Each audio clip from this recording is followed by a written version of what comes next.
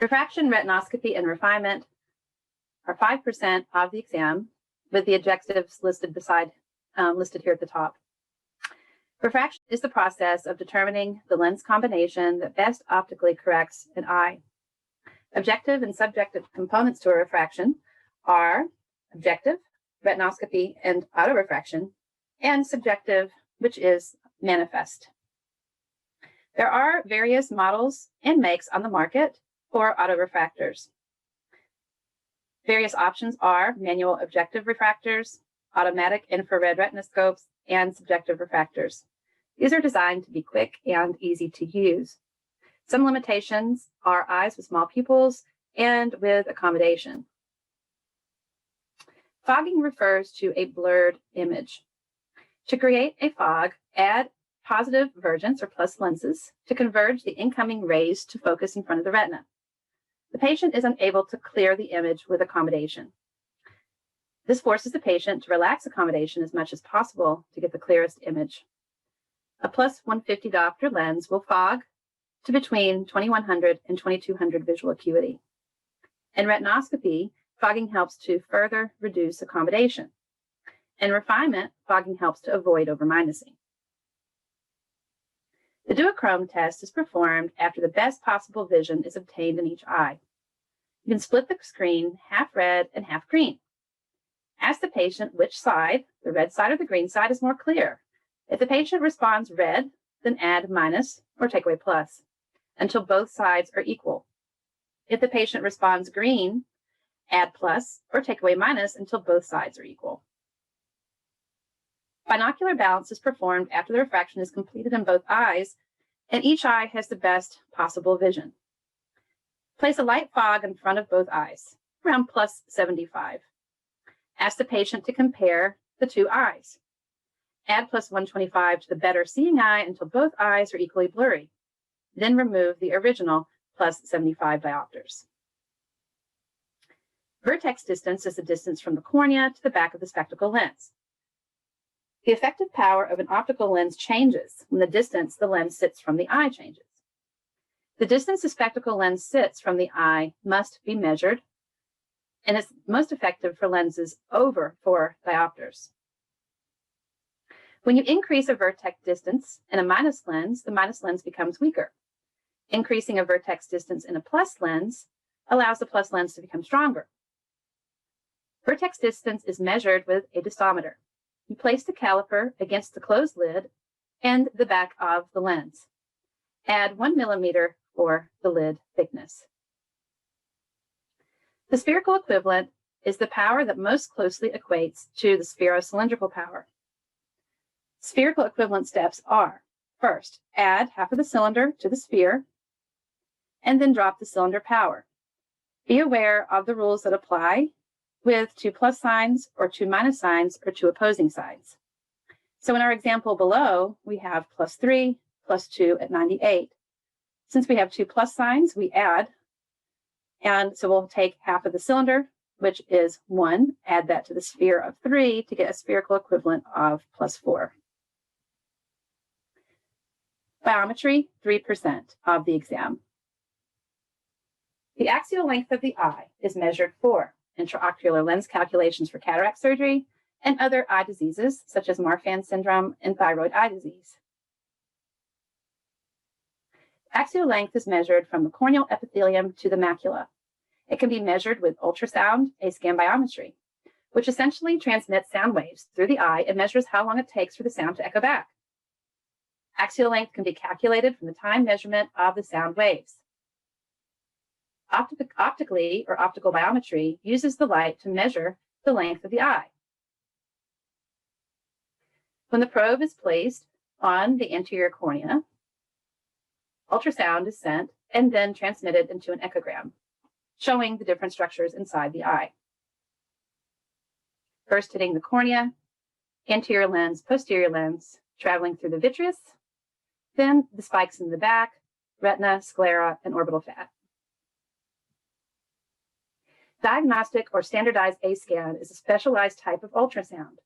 It's used primarily for membrane and tissue differentiation and can be combined with B-scan ultrasound.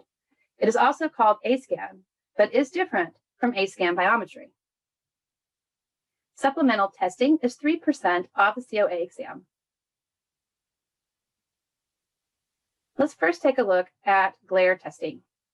Glare testing is used to test acuity in the presence of glare or bright light. Very helpful if a patient has cataract opacities. There are various commercially available methods for testing glare: the brightness acuity test, or BAT, true vision acuity, and ICON. They work by creating a brightness or dazzle effect and measures the effect on visual acuity. For the potential acuity meter, or PAM, this is used in patients with media opacities such as cataracts. The PAM test can give an estimate of what vision would be if the opacities were removed, and there are various instruments available. It's the same concept as a pinhole that allows a technician to move the pinhole light around the opacities. So an example, a patient has a cataract in the following vision recordings. What does this mean exactly? A vision with correction of 20/70. Then, with the potential acuity meter, the patient sees 20/30. Here's the answer. The patient's vision with current glasses is 20/70. As they PAM to 20/30, it can be deduced that if the cataract were removed, the patient would improve to 20/30.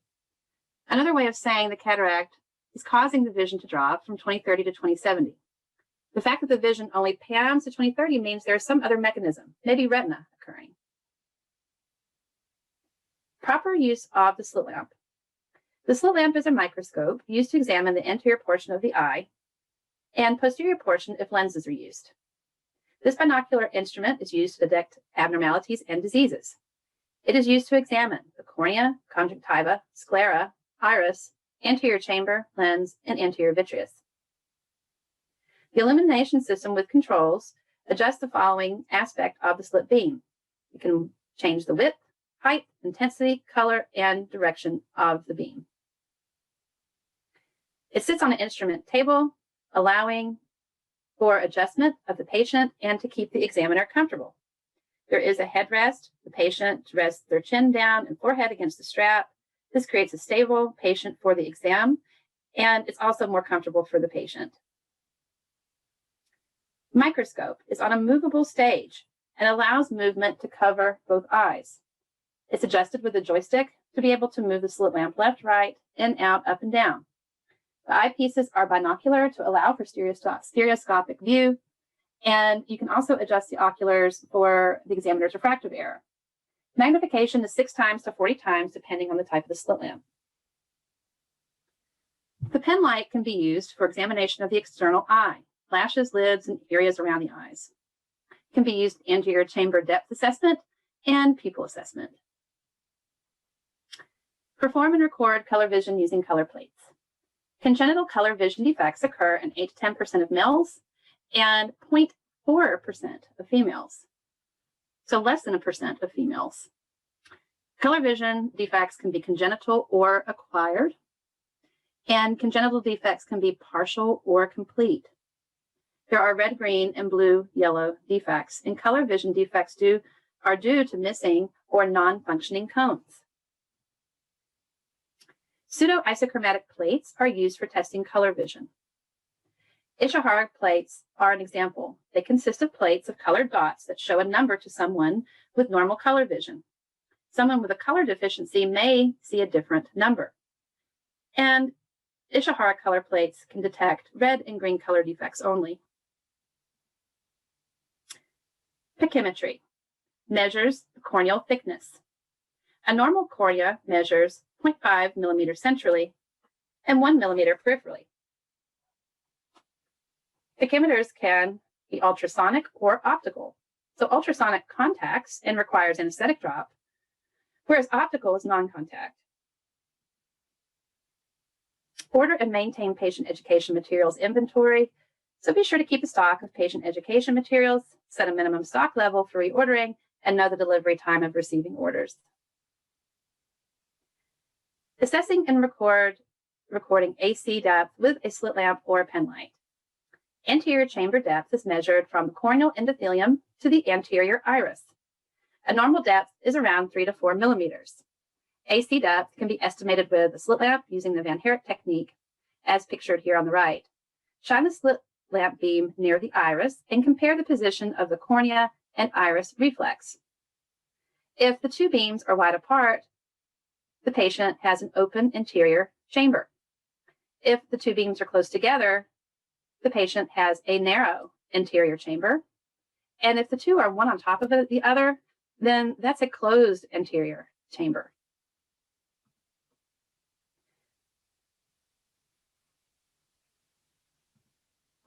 Anterior chamber depth is measured again from the corneal endothelium to the anterior iris. Again, normal depth is 3 to 4 millimeters. It can also be estimated with a pen light. Shine a pen light from the temporal side of the eye.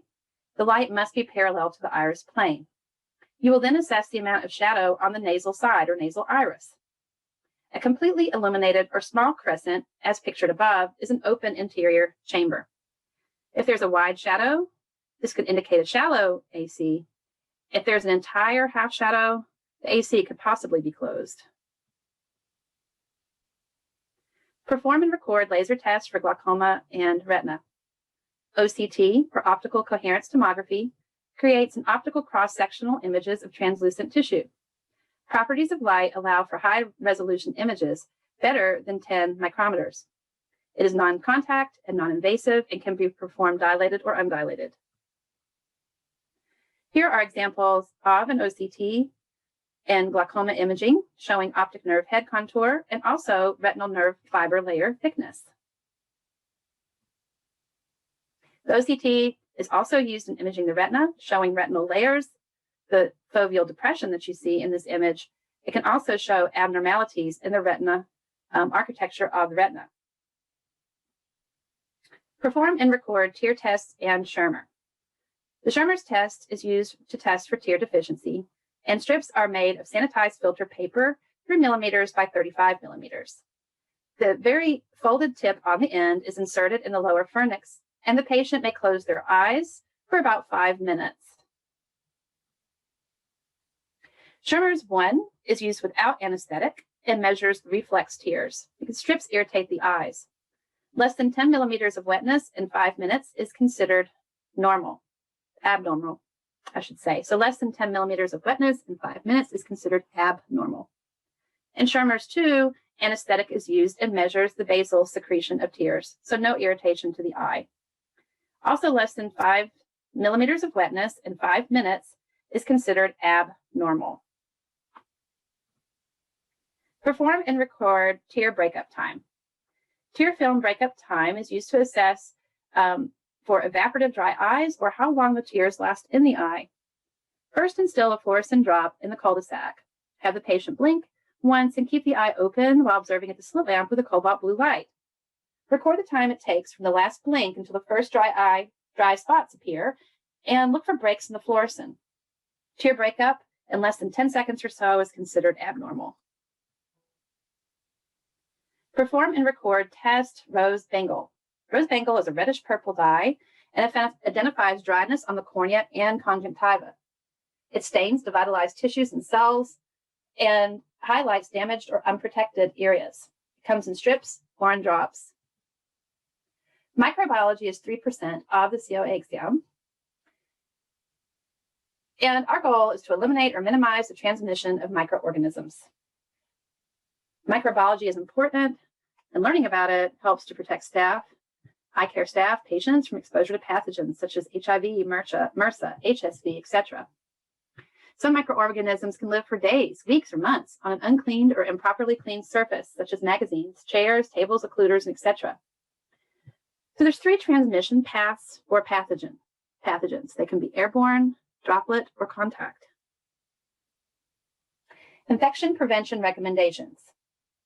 So there's employee health with immunizations, vaccines, illness policies, and body fluid exposure policy. Hand hygiene, soap and water, hand sanitizer, and hand care. PPE with gloves, gowns to cover our mouth, nose, and eye protection. Remember respiratory hygiene and cough etiquette. Cough into that elbow. And sharp safety devices, safe injection practices, biomedical waste management, and single-use devices. all have a role to play in infection prevention recommendations. The care of the environment, protocols and procedures for cleaning include the surfaces surfaces around you. Be aware of the procedures for cleaning non-critical medical equipment services. How to clean computers and computer equipment. What's your office procedure and protocol for cleaning the exam room, waiting areas and bathrooms, and your office policy for laundry and linen cleanliness. Describe and follow universal precautions and infection control measures to maintain clinical asepsis. So instrument cleaning, disinfection, and sterilization protocols for surgical instruments, be aware of that. Be aware of equipment cleaning and disinfection protocols as it applies to ophthalmic equipment that touches the eye, such as tonometer tips, pachymeters, lenses, etc., and other ophthalmic equipment that doesn't touch the eye, like the slit lamp, the perimeter, and cameras. Universal precautions assume that all bodily fluids that are not your own are infectious. Protect yourself from all bodily fluids using your PPE, gloves, masks, face shield, goggles, and remember hand hygiene, and to wipe down surfaces that have been or potentially could be contaminated. Moving on to pharmacology, which is 3% of the exam. There are multiple ways to get a drug in the eye. We most commonly use drops, which is a solution or suspension carrying the medication. A solution is defined as smaller particles that are entirely dissolved within the solvent. A suspension is larger particles that do not dissolve in the solvent and need to be shaken before instilling. Place the drop directly on the eye, short contact on the eye, and do not generally interfere with vision are all aspects of drops. Let's take a look at ointments. The drug dissolved or suspended in a vehicle is in a viscous, greasy, semi-solid form. The eye's warmth helps to melt the ointment and to release the drug. Ointments increase the contact time the drug has with the ocular surface and offers prolonged contact on the eye. This prolonged contact increases risk of reaction, but also increases the effectiveness of the drug. Ointments often blur the vision and are most often used as a bedtime treatment. Sustained release or continuous release is a drug sandwiched between two membranes. A disc can be inserted into the lower fornix, and then the drug is slowly and evenly released over several days, weeks, or even months. With injectables, the drug is injected directly to the deposit spot with a needle and syringe. Subconjunctival injectables are administered under the conjunctiva. Drugs bypass the conjunctiva cornea barrier and has direct access to the sclera, allowing higher drug concentration to the eye. The drug is then absorbed into the bloodstream through the episcleral and conjunctival vessels. Another injectable method is the retrobulbar injection. This is administered through the skin of the lower lid under the glove to the space behind the eye. Used to get medication to the optic nerve, for example, anesthetic to paralyze the extraocular muscles, eyelid muscles, and to anesthetize the eye. Looking at more injectables, again, where a drug is injected directly to the deposit spot with a needle and syringe. The intracameral injectable is administered into the anterior chamber. Examples of these can be an anesthetic, antibiotics, or steroids. Other injectables are intravitreal, administered into the vitreous. Examples of these medications could be steroids, antibiotics, or anti-VEGF medications. Systemic drugs is when a drug is taken orally. It could also be subcutaneous, injection under the skin, intramuscularly or intravenously. Systemic drugs can be indicated for treatment in glaucoma, viral disease, blepharitis, and treatment to the posterior part of the eye or orbit.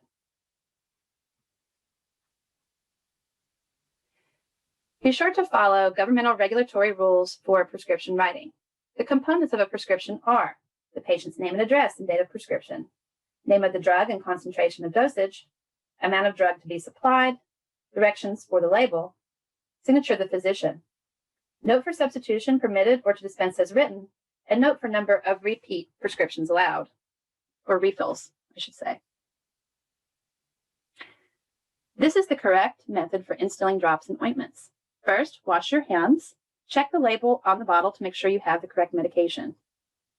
Describe to the patient what the drop is for and potential side effects. Again, check the label on the bottle. Have the patient look up and pull the bottom lid down. Check the label on the bottle again. Then drop one drop in the lower fornix and instruct the patient to gently close their eyes.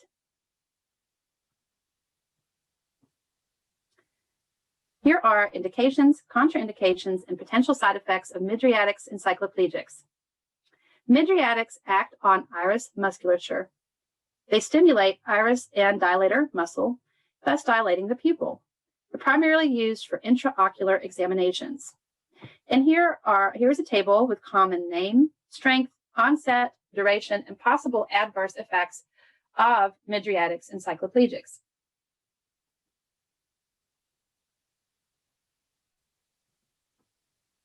Cycloplegics act on the iris and the ciliary body. They paralyze the iris and sphincter and ciliary muscle. They also dilate the pupil. The key here with cycloplegics is they also paralyze accommodation. Cycloplegics are essential in refraction of children and iritis therapy.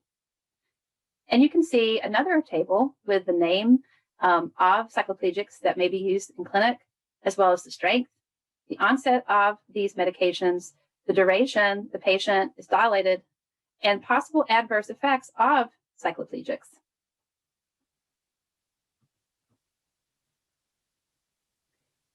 So patients need to be instructed about medications. And patient instruction comes down to medication knowledge. Be sure to describe the medication to the patient in terms of what it is for and what to expect. If there's any expected side effects, like perhaps lights will be bright with mydriatics, potential side effects, and how long to expect the drops to last. Surgical assisting is 4% of the COA exam.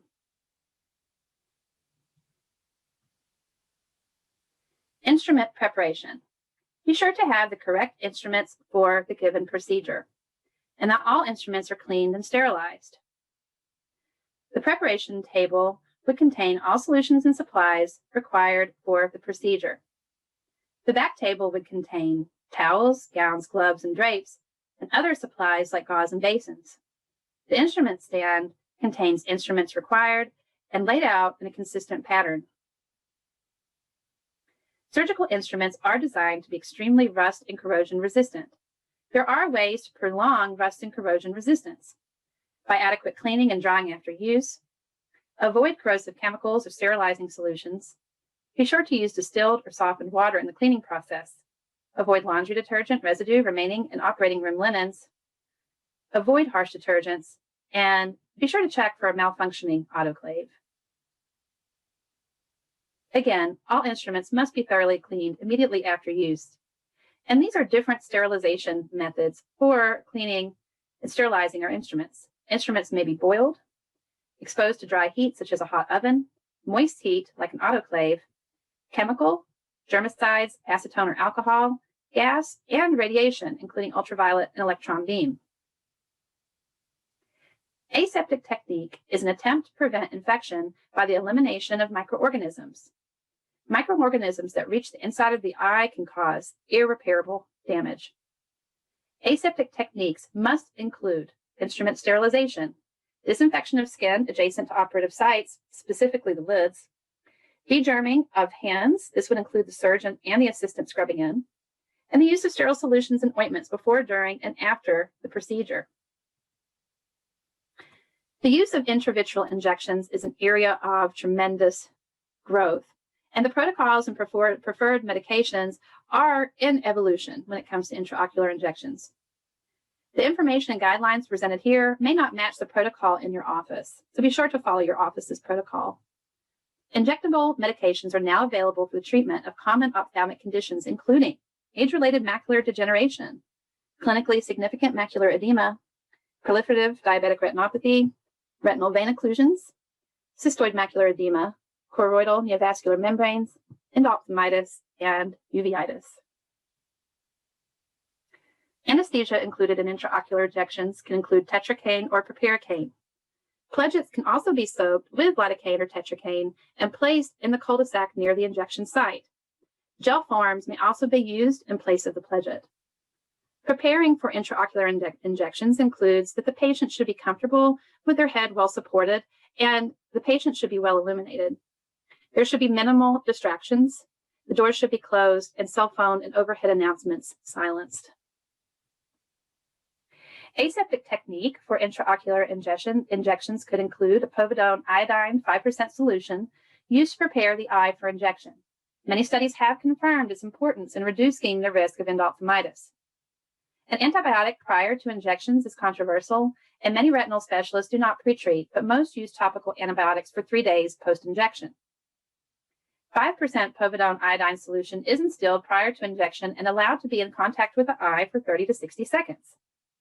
A steroid speculum is inserted and care is taken to capture the lashes for better visualization and sterility. Gloves and masks may be used, but their use is not universal. Avoid unnecessary talking and avoid coughing or sneezing when assisting with injections. Post-injection care. Be sure to clean any betadine or blood from the patient's eye and skin. Review symptoms of endophthalmitis and retinal detachment with the patient. Be sure patients know what to expect.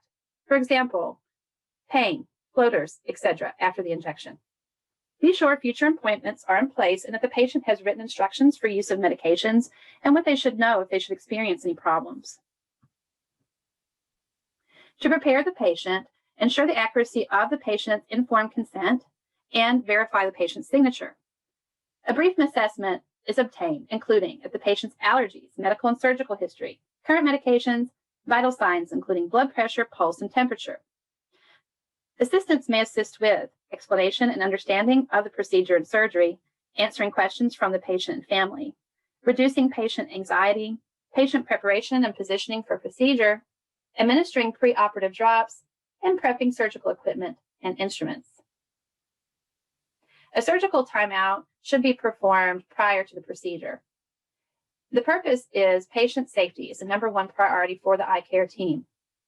By performing a timeout, it is a recognized patient safety measure to help assure that correct procedure is performed on the correct patient.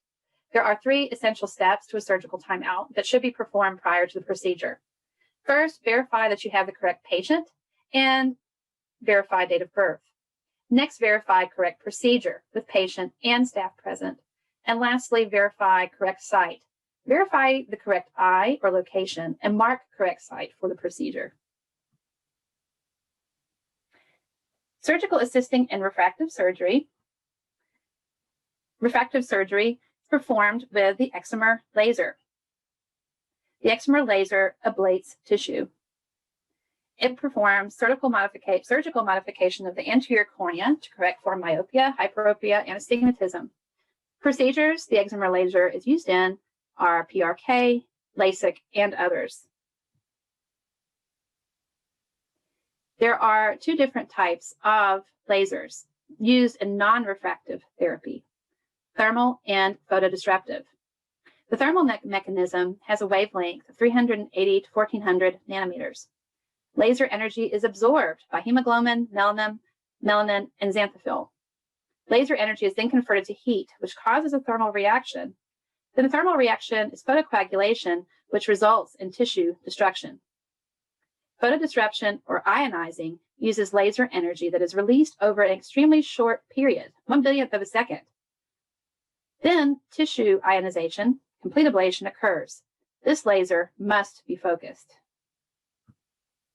Then our last category for non-refractive laser therapies are photochemical. These lasers produce light that interacts with photosensitizing agents. Absorbed light energy is converted into a highly reactive oxidative process that can bring about cell death. Let's take a look at the YAG laser.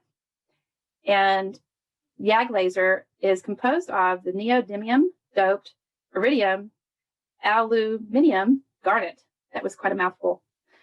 This is a photodisruptive laser or ionizing. And it has a wavelength of 1064 nanometers. It is used for YAG capsulotomies and YAG iridotomies. Laser energy is delivered so fast that it creates a micro explosion, causing tissue damage. We must use safety around lasers. Accidental exposure can cause damage to the eyes or other parts of the body. Laser safety is designed to reduce the chance of exposure. We must insist that all onlookers wear appropriate laser eye protection and keep all delivery optical equipment, including contact lenses, clean. After extensive maintenance or unusual jolting of the instrument, check the laser beam alignment by firing the beam at a single target. Always use the lowest energy to accomplish the task. In the case of YAG lasers, avoid procedures close to the retina and cease laser use if the plasma formation becomes sporadic, which amplifies the malfunctioning or lowered energy output. Position the patient to avoid accidental exposure, either directly or indirectly, to laser light.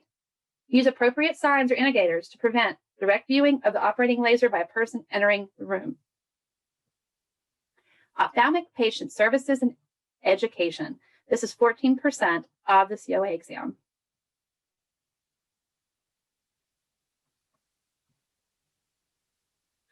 Let's take a look at overall communication skills and look at the different B's. Up front, creative, personal, caring, and prepared. Solicit patient feedback and be human. Be sure to follow office policy for dealing with vendors and sales representatives.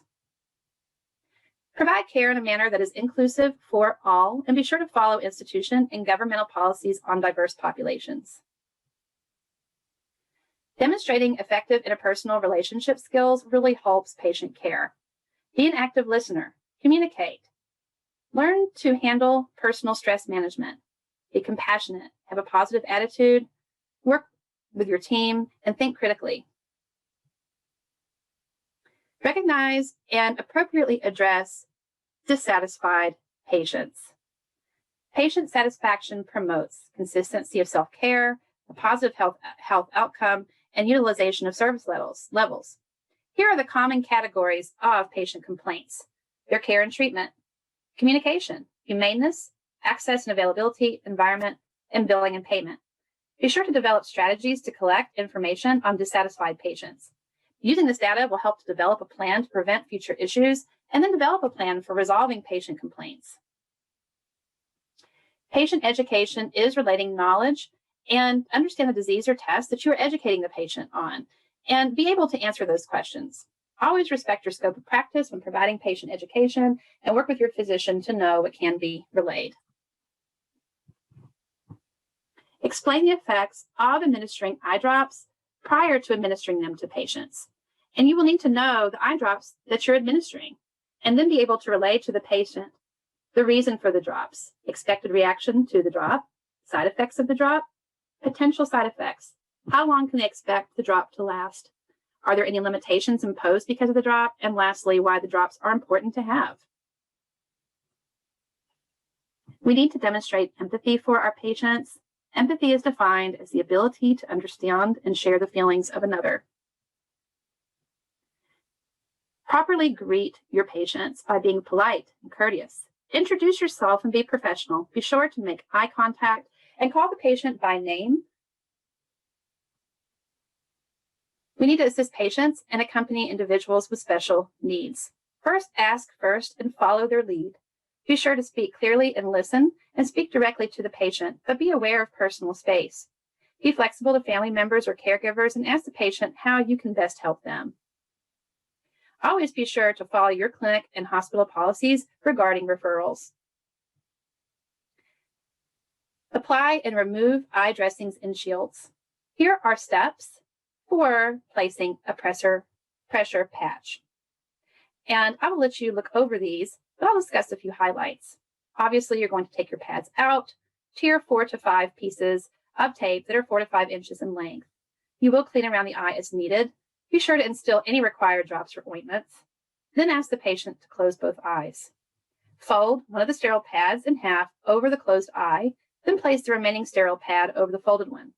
Apply the first piece of tape in an oblique position from the forehead, continuing to the cheek. Use the remaining pieces of tape to secure the eye pad in place and avoid that mouth and jaw area. To place an ocular shield, it's very similar to placing the patch, where you'll need 4 to 5 pieces of tape. You will need to clean around the eye and still any required drops or ointments. Ask the patient to close both eyes, but this time you're applying a shield. Be sure it's at an angle with the tip of the shield toward the forehead. You will then apply tape to secure the shield in place. Know the institutional state, federal policies for medical reimbursement programs when it comes to patient counseling and assistance for medication reimbursement programs. All calls must be handled in such a way to protect the doctor, provide confidence to the caller, and reassure the caller they are being taken care of. Personally answer phone calls whenever possible. And know who to forward the call to. Does the patient have a billing question? Is the question for a technician for patient education? Perhaps it's a doctor, as directed by the doctor. And triage person should be in place for eye problems. Patient's finesse and tact are needed to handle a patient on the phone. Know the institutional state, and federal policies for medication reimbursement programs when it comes to completing legal forms for patient benefits. Making simple spectacle adjustments and repairs is part of the ophthalmic patient services and education portion of the exam. When it comes to spectacles, be sure to clean with a proper cloth and solution and know what those proper solutions are. This could include tightening temple screws, tightening nose pads, and bench aligning frames. Being aware of facial asymmetry, some glasses need to be uneven to fit a patient. Bend frames minimally to fit the face. Then schedule appointments based on degree of urgency. Having ophthalmic knowledge and experience drives appointment scheduling. Be sure to ask those appropriate questions to ascertain the severity of the eye condition and book according to need. Having physician guidelines ready will help determining appointment time. Administer first aid for acute ophthalmic drug reactions and emergencies. For example, chemical burns. Never place a miotic or mydriatic in an eye that has been injured. Never put pressure on a globe that has been injured. Never place an ointment in the eye before the physician has assessed the eye. Never send a patient away who has pain, loss of vision, or congestion of the eye. Never attempt to reassure the patient with a cheery prognosis. Don't tell them that everything will be okay. Do not attempt to use any ophthalmic instruments on the eye.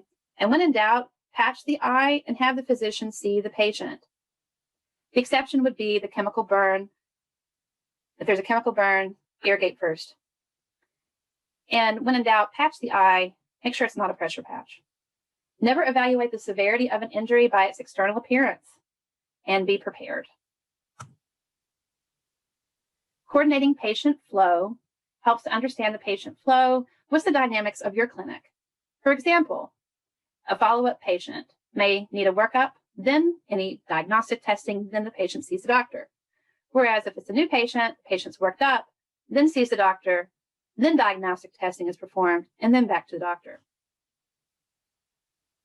File, locate, and copy patient charts. Scan electronic medical records. Understand the filing systems for paper charts and paperwork.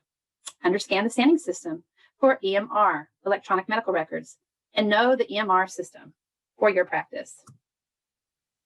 Schedule non-ophthalmic medical diagnostic tests, MRIs, CTs, blood tests. Be aware of the procedures in your practice for scheduling non-ophthalmic medical diagnostic testing. Vital signs are used to measure the body's most basic functions. The most common vital signs used by healthcare workers are body temperature, pulse rate, respiration rate, and blood pressure. The body temperature varies with gender, recent activity, food and fluid consumption, and even time of day. The normal range of body temperature is between 97.8 to 99 degrees Fahrenheit and can be measured orally, rectally, axillary, ear, or skin. The pulse rate is a measurement of the heart and the number of beats per minute and can indicate heart rhythm and strength of pulse. A normal adult ranges 60 to 100 beats per minute and may fluctuate with exercise, illness, injury, and emotions. It may be measured at the side of the neck, inside the elbow, or at the wrist. Press firmly but gently until you can feel the pulse and count. The respiration rate is the number of breaths taken per minute and usually done while resting. A normal adult range is 9 to 20 breaths per minute and may be affected by fever, illness, and their medical conditions. Blood pressure is the force of blood pushing against the artery wall during contraction and relaxation of the heart. The systolic measurement refers to the pressure inside the arteries when the heart beats. That's your top number. Your bottom number is diastolic and refers to the pressure inside the arteries when the heart is at rest. It's measured in millimeters of mercury, and a normal adult blood pressure is less than 120/80. CPR, or cardiopulmonary resuscitation, essentially is an artificial replacement for the heart and lungs when they're unable to perform on their own. By pushing down the chest, you're recreating the heart's function. By breathing into the lungs, you're creating the lungs' function. All of this keeps the blood flowing with oxygen to the brain. Steps to CPR are: first, identify the need, call for help, check for pulse, perform chest compressions, and then perhaps rescue breathing. Please consult with your local CPR training center to up-to-date steps and procedures.